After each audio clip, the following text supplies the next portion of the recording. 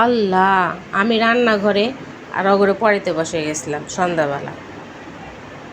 আইসা দেখি এই অবস্থা আমার ঘরের।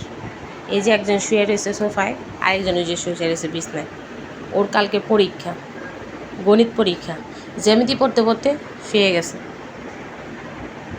ভাই কার কার করে এই অবস্থায় আমার একটু জানেন দেখি, কার কার করে এই অবস্থায় আমার একটু জানেন।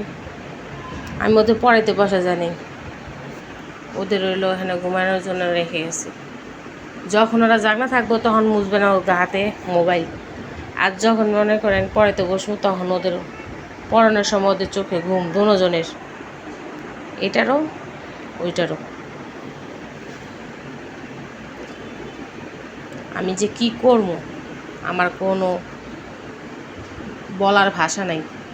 আপনারা কমেন্টে জানাই আপনাদের ঘরে কি এরকম হয় নাকি।